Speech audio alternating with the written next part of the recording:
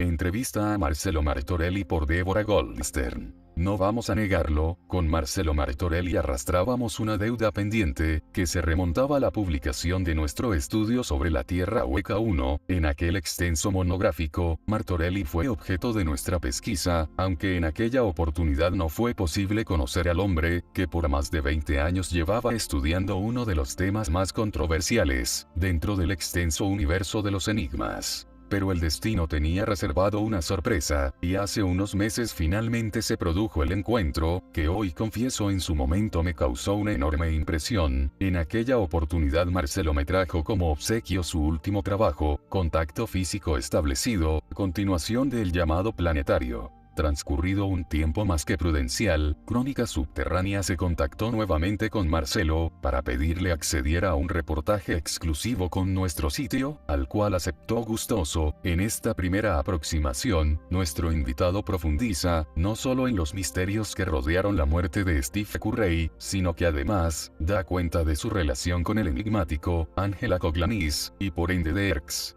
Una entrevista imperdible.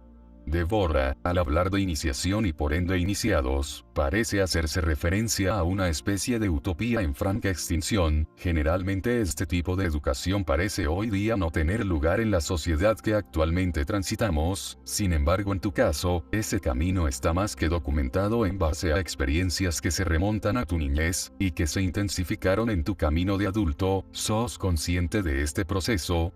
Marcelo, tendría que decirte que sí, en la actualidad, pero honestamente, en mis primeros años en la enseñanza, de la mano del maestro Yaco, crecí. Finalmente, como él mismo escribió, él decía: crece sin tener noción de tu propio crecimiento. Así me enseñó, así aprendí, sin tener la más mínima idea de lo que iba sucediendo conmigo, mientras aprendía a observar la realidad, desde una óptica totalmente diferente. La transformación interior operaba en mí, casi sin reconocerlo, sin prisa pero sin pausa, cuando empecé a darme cuenta paulatinamente que mis procesos de vida se alineaban y ajustaban en forma natural a la sintomatología iniciática, la cual ya había sido ilustrada anteriormente por el maestro. Empecé a reconocerme en dichos síntomas, y fue así que estos arrojaron sus señales, y entonces, finalmente, siempre me encontraba ante una reveladora sorpresa, ante algo que nunca esperaba. Hasta que el maestro y mi padre partieron, esto sucedió en un corto lapso de tiempo entre ambos. Los principales referentes de mi vida desaparecieron, y fue allí donde me detuve abruptamente y consciente sobre mí mismo, realizando naturalmente una profunda mirada retrospectiva de toda mi vida, hasta que pude realizar una síntesis consciente de lo que había sucedido conmigo a lo largo de mis 42 años de vida. En ese momento, podría decirte que recién allí me di cuenta, finalmente, la magnitud de todo el sendero que había transitado.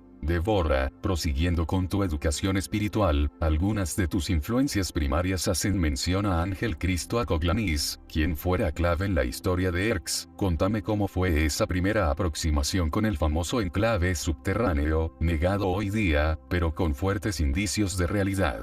Marcelo, causalmente también fue el mismo maestro Yaco, quien me acercó a Ángel Coglanis allá por 1985, quien a su vez era amigo personal del maestro. Ángel venía asiduamente a escucharlo a su institución, Hacia la Paz del Hombre. Fue allí donde lo conocí, hasta que, finalmente, Ángel invitó al maestro Yaco a Los Terrones, Capilla del Monte, Córdoba, a un primer encuentro para establecer contacto con ellos, y así sucedió. Luego de varios encuentros allí, en el cual participaron el maestro Yaco, Ángel y otros, luego de varias reuniones, Ángel, de parte de ellos, le sugirió al maestro Yaco regresar la próxima vez con 2 discípulos, uno en cada mano, así le había sido dicho. Y fue como entre el maestro Yaco y Ángel, decidieron que esas personas que debían acompañar en una primera instancia al maestro Yaco, éramos nosotros, los 2 Marcelos, su sobrino y yo. A pedido de Ángel, nos fue sugerido que nosotros debíamos prepararnos con él para el contacto, teniendo encuentros semanales en su consultorio de la calle Callao. Por supuesto, así lo hicimos. En cada reunión que teníamos a solas con él, Ángel nos compartía sus conocimientos para prepararnos para poder entrar en contacto con ellos, tal cual él nos decía. En cada reunión, nos daba un escrito diferente a máquina, los famosos diarios de Erx, los cuales aún conservo en su formato original hasta que, finalmente, concluyó nuestro entrenamiento y entonces estuvimos listos para poder hacer nuestro primer viaje con Ángel y el maestro Yaku a tener nuestra primera experiencia de contacto en los terrones. Así comenzó mi contacto con Erx y todo el despertar que esto implicó en mi vida, obviamente sumado a la enseñanza del maestro, fue un crisol único el cual forjó mis inicios. Dentro de un tiempo no muy lejano, describiré mi experiencia en un futuro libro con lujo de detalles. Solo diré esto por el momento: los diarios de Erx existen y son reales, y me fueron entregados en mano personalmente por Ángela Coglanis, de los cuales aún conservo los originales. Confirmo también que Ángela Coglanis era Saruma, nunca fueron dos personas diferentes, y lo más importante de todo este proceso en síntesis podría resumirlo así. Para poder encontrar Erx, deberemos buscarla, primeramente, siempre en nuestro propio interior, en nuestro propio corazón. Quizás luego tendremos entonces la oportunidad de poder hallarla en su forma física. Devora, como todos aquellos que nos iniciamos en este camino, tu viaje a los Andes significó un pantallazo a futuro. En aquellas regiones aún pervive el conocimiento de las antiguas civilizaciones que una vez poblaron este continente, algunas de ellas totalmente desconocida para los historiadores. Tengo entendido que tuviste una experiencia significativa relacionada con un viejo túnel oculto en el corazón de Cusco, Perú. Marcelo, el viaje a Perú fue un hito en mi vida, sin lugar a dudas, fue el primer contacto verdadero con algo más allá de nuestra comprensión. No se trató de un simple viaje turístico.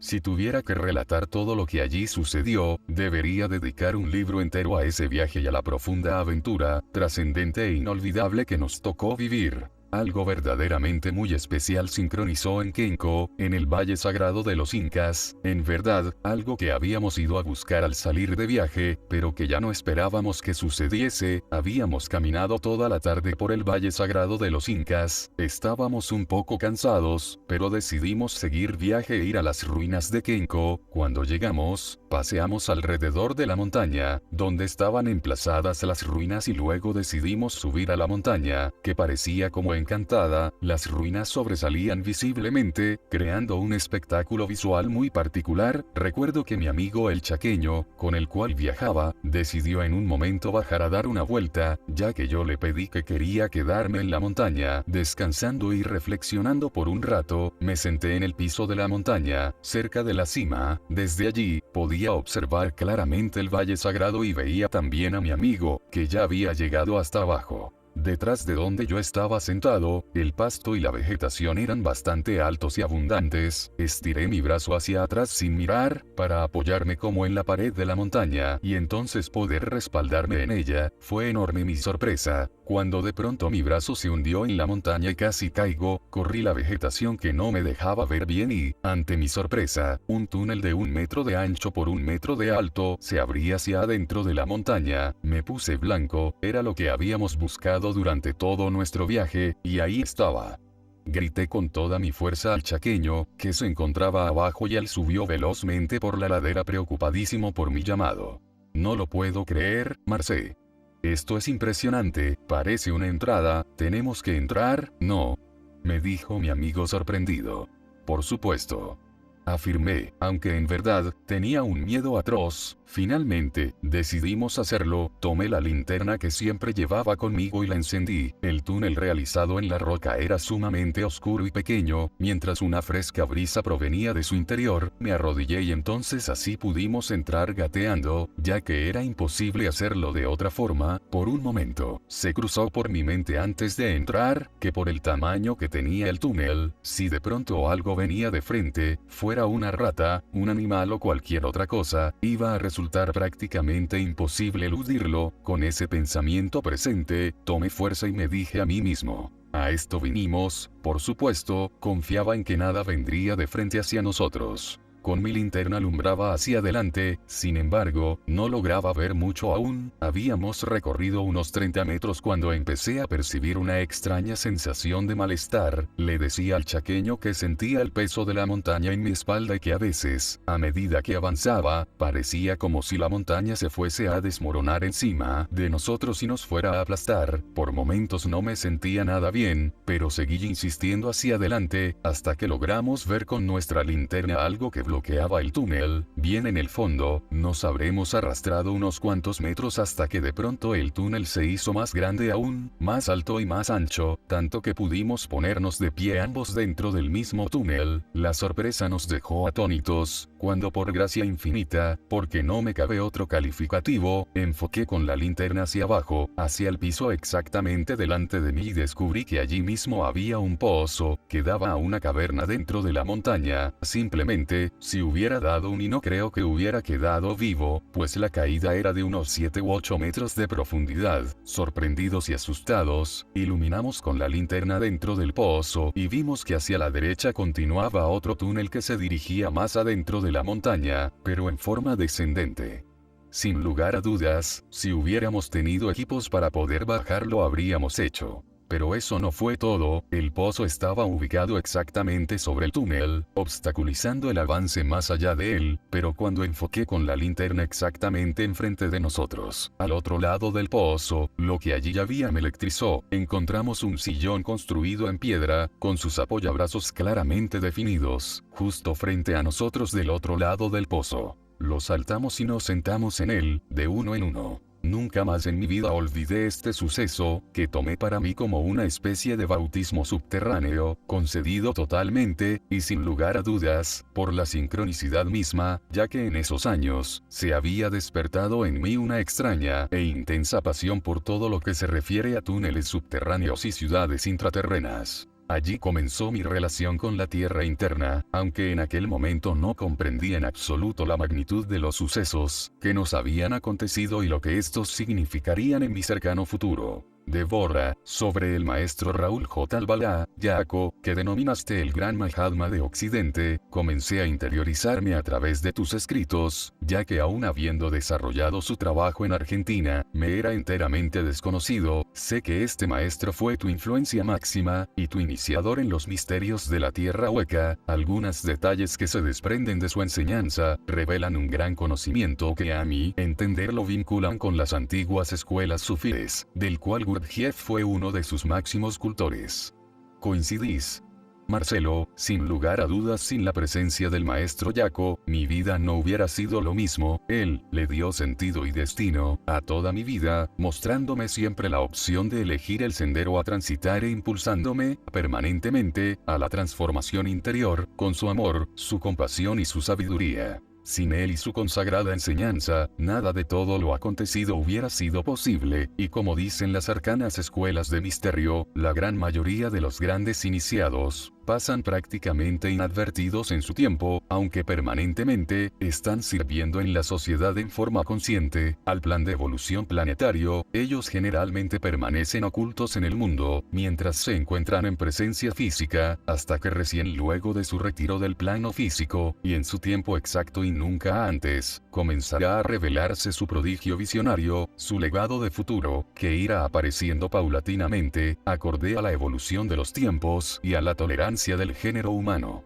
Por supuesto que el maestro tomó y respetó como a uno de sus cultores a Gurdjieff, claro que sí, aunque debo serte honesto y decirte también que el maestro Yaco contenía un increíble crisol de enseñanzas, entre las cuales puedo nombrarte entre muchos otros al Ramana Maharshi, Krishnamurti, Teosofía, Agni Yoga, etc. Deborah, teniendo en cuenta todo este desarrollo espiritual, intriga mucho saber por qué elegiste la Tierra Hueca como estudio de vida. Más allá de mi posición personal con el tema, me interesa conocer el porqué de esta decisión, que desde hace más de 20 años viene ocupando un lugar tan importante en tu devenir actual. La pregunta sería, ¿por qué este tema y no otro? Marcelo, valga la redundancia a razón del llamado planetario, podría decirte en síntesis que es un profundo llamado en mi propio interior, que despierta una motivación constante, de una certeza tal, que honestamente me sorprende, y que se revela siempre como un despertador del alma, el cual me guía con entusiasmo a mantenerme conectado, con lo desconocido, con el universo, con la inteligencia de la naturaleza, con nuestra sabiduría interior, con ellos. Este llamado interior es el que finalmente puede adjudicarle conciencia de propósito a mi vida y también ser el escenario, donde pueda celebrarse el mayor de mis sueños, revelado por el maestro Yaco con la famosa frase llave que abrió mi alma. Imagínate, Marcelito, una humanidad abrazando a otra humanidad. Devora, los estudios de la Tierra Hueca te contactaron con el norteamericano Steve Currey, el expedicionario mormón con quien comenzaste a programar un viaje hacia el Polo Norte en busca de una de las supuestas entradas hacia el interior de la Tierra. ¿Cómo se desarrolló ese encuentro? Marcelo, volvía de ver a mi padre. Era el mediodía cuando llegué a casa. Al entrar, vi que me habían dejado correspondencia, pasándola por debajo de mi puerta, como era costumbre. De pronto, me llamó la atención un sobre bastante grande de color blanco. Miré detenidamente para ver si tenía remitente, pero este no existía. Cuando lo abrí y leí lo que había dentro, quedé estupefacto. No podía creer lo que veían mis ojos. Era la invitación para participar en el mayor de mis sueños hecho realidad. En el sobre había un folleto del expedicionario Steve Currey, a quien por ese entonces no conocía, que invitaba a participar de la primera expedición a nuestra tierra interna. Inmediatamente después entré al sitio web correspondiente y dejé mis datos y aclaré también que estaba muy interesado en realizar el viaje, y al final del mensaje indiqué nuestros sitios web relacionados con la expedición. Luego de un sinfín de sincronicidades, que desarrollé detalladamente en mi primer libro, finalmente Steve me llamó ya que deseaba conocerme, y causalmente, el fin de semana siguiente venía para BS. Y así nos encontramos en mi casa. El encuentro fue más que mágico e inolvidable para mí. Honestamente me emociona muchísimo recordarlo, ya que fue el inicio de un proceso de vida que desató uno de los más grandes desafíos que experimenté. Cuando la sincronicidad se presenta y uno comienza a comprender este sutilísimo lenguaje de señales que utiliza la inteligencia de la naturaleza, la vida comienza a transcurrir, casi como si se siguiera el guión de una bellísima película, y te aseguro que siempre es una de las mejores. Devora, la expedición que ibas a hacer fue muy comentada y había mucha expectativa. Sin embargo, un suceso trágico interrumpió el proyecto. Falleció Steve Currey, producto de 6 tumores cerebrales fulminantes. Recuerdo que cuando me enteré del deceso de Currey, me sonó muy extraña su súbita desaparición. Aunque la conspiración suena muy en boga hoy día, confieso que sentí cierta inquietud con su muerte. Luego de eso te apartaste del proyecto, aunque la expedición puso otro líder al mando, y aún se espera que el viaje se realice, aunque todos los años se viene suspendiendo, por una u otra razón. Aunque son muchas las preguntas, quisiera tu breve opinión de lo ocurrido, a sabiendas que hay detalles que deben esperar a revelarse en una mejor ocasión. Marcelo, desde que nos conocimos con Steve Currey, mi posición dentro de la expedición siempre fue la del contactado y del entrenador espiritual, tal cual el propio Steve me había denominado. Mientras se organizaba todo, yo debería mantenerme en absoluto silencio, especialmente con relación al grupo expedicionario, hasta que éste estuviese lo suficientemente afianzado y bien conformado. A su momento, podría ser revelada mi posición y mi trabajo, con el propósito de formar e informar internamente de todo lo que se considerase necesario. Decidimos de esta manera, empezar a dar conferencias públicas y también reuniones privadas los dos juntos en la ciudad de Buenos Aires, Argentina. Steve presentaba la expedición como organizador y yo como contactado. Paralelamente, él también me propuso de manera repentina y sorpresiva, que me encargara, si así lo consideraba, de ser el representante de la expedición en Latinoamérica y posteriormente en Francia ante el mundo, que por supuesto acepté y así lo hice. De ahora en adelante, y con más recelo, debería guardar la máxima discreción posible, especialmente desde que comenzó el contacto físico con Mike y por supuesto, por sobre todo, en lo relacionado con Sakem. La idea era que, cuando estuviera todo prácticamente listo, pocos meses antes de salir la expedición, Steve me presentaría al grupo expedicionario. Recién en esa instancia debería revelarles todo lo acontecido durante la promoción y preparación de nuestra expedición, dejando de manifiesto lo que ciertamente me había sucedido, que Steve conocía perfectamente, o sea el contacto con Mike y luego el revelador contacto con Saken. Por esto respeté con mi silencio la posición de Steve. Por una cuestión de credibilidad y protección ante el mundo, hasta que todo estuviese listo en su fase organizativa, nadie debía saber nada, y nadie lo supo. Solamente Steve hasta el momento de su partida del plano físico, sabía todo lo vinculado al proceso de contacto, primeramente con Mike, al cual conoció personalmente y posteriormente la importantísima clarificación de Saken. A raíz de todo este proceso de contacto y sugerido incluso por el mismo Steve, al conocer los detalles en forma directa, comenzamos a mantener correo codificado, para poder compartir en forma segura, privada y reservada, toda la información y formación autorizada y revelada por ellos, que aún conservo en sus archivos originales. Debo compartir también que hay muchísimo más de lo que podemos imaginar por revelar en el futuro, pero solo será dado a conocer cuando sea su tiempo y ello me sea autorizado. Steve siempre me repetía desde el inicio de nuestra relación, que yo había sido elegido directamente por ellos, mucho antes de que todo esto se manifieste físicamente, él siempre lo presintió así, por eso alegaba que me había invitado en forma totalmente gratuita a la expedición, ya que veía, como él mismo lo decía, que era una pieza más del rompecabezas, que simbolizaba la expedición misma y que éste se estaba comenzando a armar, en una forma totalmente sincrónica y natural, me repetía que debía protegerme y desarrollar mi trabajo de contacto con ellos, en silencio y cuidadosamente, en forma discreta y serena, y no revelar nunca mi verdadero papel hasta llegado el momento preciso. Lamentablemente mientras Steve estuvo entre nosotros, eso no sucedió. Debo decir que varias veces le dije a Steve que estaba en desacuerdo con la modalidad de selección de los expedicionarios. Yo supe desde un principio, antes que me fuera dicho, que ellos no considerarían esta modalidad como el método correcto de selección del grupo expedicionario. El dinero necesario para el pasaje, por ejemplo, no podía ser el único filtro, y aunque Steve estaba totalmente convencido de lo que me había ocurrido e incluso siendo partícipe directo de todo lo acontecido, siempre argumentaba que si no cobrábamos el pasaje, no íbamos a poder financiar la expedición finalmente. Se hacía más que obvio, que si alguien quería sabotear este viaje, había que detener directamente a quien lo estaba liderando, y ese era Steve Currey, el rey Arturo de nuestra expedición. Sin duda y doy fe de ello, con pruebas tangibles en mi poder de lo que digo, que Steve sabía y conocía muchísimo más de lo que decía públicamente, ya que supuestamente en el momento clave, mi segundo libro, el llamado Planetario II, debería estar listo y disponible, un breve lapso de tiempo antes, de cuando estuviese fechada la salida definitiva de nuestra expedición, para así poder darlo a conocer.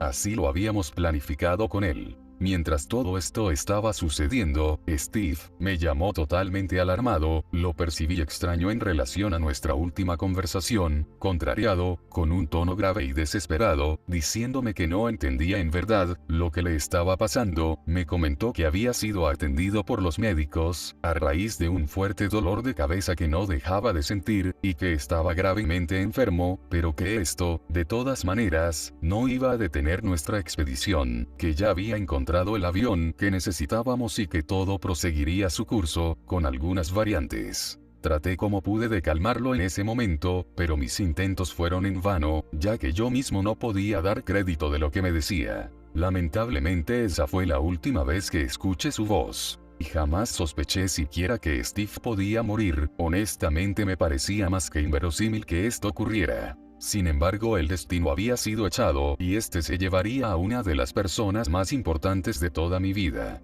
Más que repentinamente, me enteré de la partida de Steve Currey de entre nosotros. Su madre, sumamente apenada, fue quien me lo comunicó, diciéndome que Steve siempre me había valorado y reconocido mucho por todo lo que lo ayudaba y trabajaba para sacar adelante la expedición, y que él siempre me había considerado como un verdadero amigo. Finalmente, me dijo que lamentablemente, la expedición sería cancelada y que a su tiempo, sería devuelto el dinero a todos los expedicionarios sin excepción, expedición, sinceramente no lo podía creer, ni aceptar, me parecía que no era a mí, a quien le estaba sucediendo todo esto, conmocionado, con lágrimas en los ojos y totalmente sorprendido, cuando logré apenas metabolizar mínimamente todo esto, decidí escribir y mandar un mensaje a mis compañeros expedicionarios, y así lo hice. El extraño retiro del plano físico de Steve Curry, no lo considero en lo personal, un retiro común, me cuesta mucho verdaderamente, aceptar y comprender esto, más aún siendo él alguien totalmente sano, atlético, amante del deporte y de la actividad física intensa, confieso, aunque es solo una sensación o un presentimiento y a título personal, que me pareció muy extraño, que esto sucediese en estos términos causalmente, en especial a la velocidad con que se desató en Steve esta enfermedad fulminante, y sobre todo justamente unos pocos meses antes de la fecha programada de partida de nuestra expedición. De todas formas, es cierto también, que la expedición oficial no estaba lista para partir, ya que no se había llegado a reunir los fondos con la cantidad de pasajeros necesarios, postergándose entonces para el año entrante.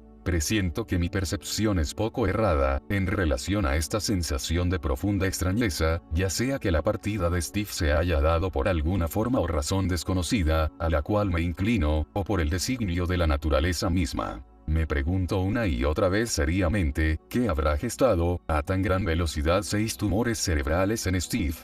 Me cuesta creer que todo esto se haya dado en forma natural, como lo he dicho anteriormente. Lamentablemente carezco de pruebas como para poder afirmar mi presentimiento, pero a la luz de la magnitud de las revelaciones mundiales que nuestra expedición podía producir, no sería nada extraño que algo fuera de lo natural pudiese haber acontecido con Steve para sabotear nuestra expedición. Sin duda nuestro tema conocido como tierra hueca, o Yoleart, o tierra interna, como personalmente me gusta denominarlo, es sin duda la gran madre de todas las conspiraciones. Me pregunto, ¿por qué los gobiernos del mundo han ocultado todo esto a la humanidad, desde hace más de 50 años?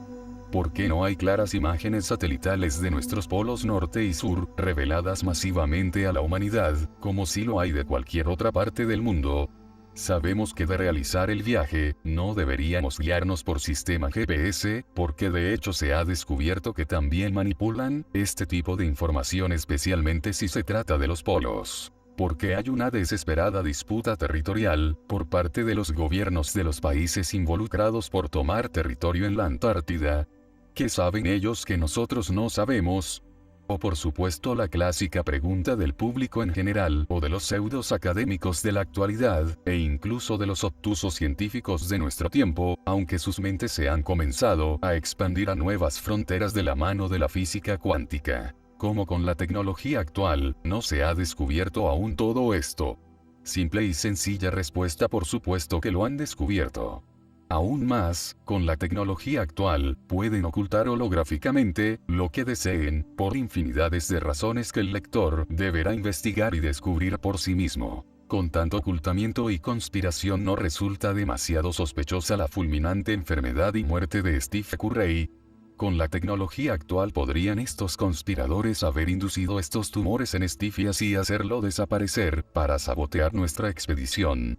Hay que estar muy atento, ya que evidentemente sería muy simple también para estos conspiradores, por ejemplo, guiarnos en alguna forma a nuestras coordenadas y por supuesto no ser ellas, y desestimar rápidamente todo nuestro trabajo, tirando por la borda fácilmente a nuestro regreso de la expedición, por ejemplo la teoría de la tierra hueca, diciéndole al mundo, no hay nada allí, resultando por ejemplo que finalmente jamás se estuvo donde se creía estar. Deborah, lo acontecido con la expedición me amerita una reflexión personal, ya que al parecer hay como una constante que se repite en cuanto a investigar ciertos temas, y lo sé por mis estudios personales de la Cueva de los Tallos, y es la existencia de ciertos obstáculos que se perciben, volviéndose más visibles a medida que se profundiza en el camino de estos temas.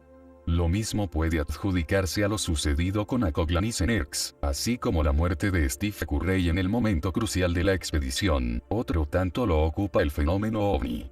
Al parecer hay lugares que no deben transitarse. Marcelo, estoy de acuerdo con vos, pareciera esto, pero en algún momento debemos cambiar esta historia, y creo que para eso no falta mucho, sin lugar a dudas depende única y exclusivamente del trabajo interior que realicemos con nosotros mismos. Débora, hablemos de tu producción bibliográfica. En el 2006 publicaste El llamado planetario, donde presentaste el primer abordaje sobre tus investigaciones acerca del mundo interno, además de presentar algunos capítulos de tu desarrollo personal. A este le siguió el flamante Contacto físico establecido, editado este año, continuación del anterior. Este último trabajo se percibe como mucho más enérgico, y un poco menos idealista que en tu primera obra. Hay como una mirada menos complaciente, una lógica evolución de un tema que de por sí no resulta fácil de presentar en sociedad. Marcelo, si tenés razón, es cierto lo que decís. Mi último trabajo, Contacto físico establecido, el llamado planetario segundo, fue infinitamente mucho más complejo que el primero. Te aseguro que lo armé y lo desarmé completamente 3 veces. Nunca me encontraba conforme con lo que resultaba. La primera vez que lo hice, lo armé textual e intentando darlo a conocer, a rajatabla en su forma cronológica. Cuando lo concluí, me di cuenta que lo entendía yo solo, y quienes conocían mi historia en forma directa, ya que al ser mi proceso de contacto, había ciertas sutilezas, que me veía totalmente imposibilitado de poder explicar. Finalmente, me di cuenta que no servía, nadie lo entendería, a no ser mi entorno. Hacerlo me costó un año entero, del 2006 al 2007, en el 2007 lo empecé otra vez, sumé lo nuevo de mi contacto y lo volví a armar, pero seguía con la idea de ofrecerlo cronológicamente. A principios del 2008, estaba mejor y lo volví a terminar, así lo di a leer nuevamente, pero ya no a la gente que me conocía. El feedback fue mejor, pero a mí no me cerraba. Percibía que aún no estaba listo, o que no era aún el tiempo de largarlo al mundo. La info era muy contundente, y debía salir alineada al tiempo exacto. En una palabra, no sincronizaba correctamente. Moraleja, lo volví a desarmar, y un buen día, vi que la claridad en el texto debía estar dada primero temáticamente, y en lo posible cronológicamente, para poder hacerlo más comprensible para el lector. Recién allí, comprendí que todo el trabajo de contacto era como un rompecabezas, y así las piezas empezaron a encajar. El libro no era solamente mío. Tomar conciencia de esto fue como ver definitivamente la imagen completa del rompecabezas, y recién luego finalmente logré concluirlo. Sé que nadie se imagina el inmenso trabajo interior y exterior que me demandó dar a conocer un proceso como este, pero así me sucedió. Vuelvo a aclararte y a aclarar a todo el que lo lea, que absolutamente todo lo dicho no tiene un ápice de ficción. Todo lo escrito me sucedió tal cual. Esta misma fidelidad a los hechos fue la que me hizo afinar el lápiz una y otra vez, para poder concluir mi trabajo finalmente. En este momento estoy elaborando mi tercer trabajo, el llamado planetario tercero,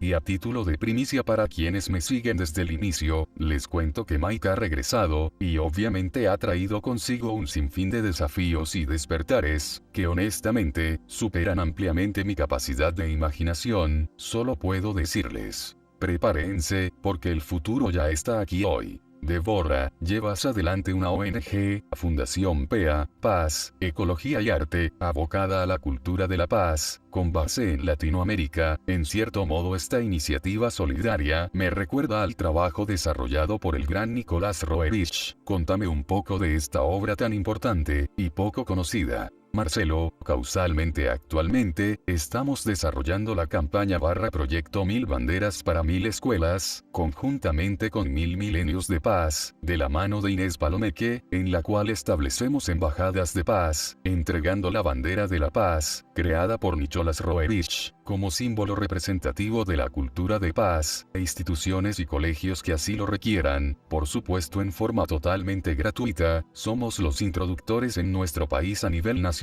de la bandera de la paz del gran Nicolás Roerich. Pueden informarse en www.fundacionpea.org para más detalles. La Fundación Paz, Ecología y Arte, PEA, fue gestada en el mes de enero de 1997 y constituida en la Semana Internacional de la Ciencia y la Paz. el 11 de noviembre de 1997, con el propósito de contribuir a lograr la paz en el mundo, una paz sustentable en la que sistemáticamente trabajemos para ayudar a crear una conciencia y una cultura de paz. Creemos que en la actualidad la cultura mundial necesita que se rescaten los hechos sagrados de la vida y los valores que los inspiran, y es por esto que nos proponemos fomentar una educación para la paz que sirva para forjar una conducta y una conciencia de paz en nuestra nación y en nuestro planeta. Cuando hablamos de paz nos referimos, además de la ausencia de guerras, a la exaltación de los principios de cooperación, hermandad entre los pueblos, trabajo desinteresado en favor del bien común y de todos los demás valores humanos que deberán expresarse para manifestar en la tierra una cultura de paz. La Fundación ha elegido la paz, la ecología y el arte como pilares básicos para ofrecer desde allí un mensaje de belleza y unidad entre los hombres, ya que estos principios y valores son cimientos indispensables en la construcción de un nuevo mundo. Es por todo esto que en los albores de un nuevo milenio nuestra fundación hace una invitación a que emprendamos juntos el sendero hacia la paz. Accionando en unidad forjaremos la paz en nuestro interior y en el planeta que habitamos, dando lugar al nacimiento de una verdadera pasión por la paz. Deborah, aunque la búsqueda de la tierra hueca parezca una utopía, muchos son los seguidores que aún hoy día comparten esa visión. En muchos aspectos llevas la delantera, teniendo en cuenta este aspecto, y luego de todas las vicisitudes que en lo personal te acarrea continuar con estos estudios, ¿cuál sería tu recomendación para aquellos que recién se inician en este camino? Marcelo, ante todo, la tierra interna, siempre tendrá que descubrirse primero en nosotros antes de poder tener la posibilidad de acceder físicamente. Este es el mayor de los secretos, el mayor de los misterios. Primero debemos despertar de una realidad ordinaria a una realidad extraordinaria, pero luego debemos hacer que lo extraordinario se torne cotidiano. De eso se trata, es una vuelta más de la espiral de la evolución que debemos dar. Deseo aclarar también, a todo aquel que quiera verdaderamente conectarse con ellos, sean los que sean, los sellos que vos consideres que anhelas contactarte, que el trabajo interior consistirá siempre en autoobservarse atentamente, en lo que pensamos, sentimos, decimos y hacemos, para recién luego poder corregir nuestras actitudes no deseadas, pero lamentablemente, pensamos una cosa, sentimos otra, decimos otra y hacemos otra, y eso es verdadera incongruencia. La verdadera prueba, el revelador desafío, está en cómo vivimos nuestra vida cotidiana, especialmente si aplicamos la enseñanza diariamente, o todo queda solo en hermosas palabras, para ganar dinero, o para obtener reconocimiento del mundo. Ellos nos observan permanentemente, y en especial en nuestra vida cotidiana, y solo se contactarán verdaderamente con quienes sean ejemplos vivientes de su propia transformación, en ser mejores personas diariamente, primero con nosotros mismos para después poder hacerlo extensivo con nuestro vecino, nuestro amigo, nuestra familia, nuestra esposa o nuestros hijos. Si aún tenés ataques de ira, si te enojas asiduamente, si tenés desbordes emocionales, momentos depresivos, si todavía estás preso de todo esto y no hay aún un verdadero trabajo interior realizado, creer estar liberado de esto, y no aceptar que aún no lo estamos, es solo simplemente una vuelta, aún más sutil, del mismo Maya, de la ilusión en sí misma, del Matrix, de tu propio intelecto. Y si realmente lo estás haciendo, te estás transformando en mejor persona, te estás observando atentamente y corrigiendo tus actitudes indeseables, permanentemente, y tu mente permanece sosteniblemente enfocada y abocada a esta tarea de cierta congruencia. De todas formas te invito a que lo reflexiones seriamente, y observes aún más atentamente si estas cosas aún te suceden. La preparación actual ya no es de solo información, sino por sobre todo de una transformadora formación. Los cambios planetarios están muy cerca, y dependen exclusivamente de nosotros mismos, de nuestra propia transformación, de poder elevarnos conscientemente a una vibración superior primero como individuos, para poder hacerlo luego en términos de humanidad. La verdadera ascensión no sucederá así porque sí, para un individuo. No creo en esto de ninguna manera y mucho menos para nuestra sociedad. Es nuestra propia evolución, nuestra propia iluminación y la de nuestra humanidad la que debe deberá realizar el cambio necesario para que esto acontezca. Esto sucederá solo transformando individualmente en un principio y luego en forma masiva, nuestras propias miserias, elevándolas, otorgándoles conciencia, poniéndolas al descubierto, concientizándolas y sutilizando su condición, tornándolas inofensivas para nosotros y nuestro entorno. En sí la gran prueba final actual, el gran desafío humano consiste primero en conocer nuestro cuerpo emocional, comprenderlo, y luego tomar control de él, por así decirlo, para finalmente elevar su condición, tornándolo cada vez más y más sutil, más transparente, más armónico, más sagrado, más trascendente. Solo así podremos heredar y alcanzar nuestro propio futuro prometido, nuestro propio destino, nuestra propia figura final, como individuos y como humanidad. Débora, Marcelo Martorell, infinitas gracias.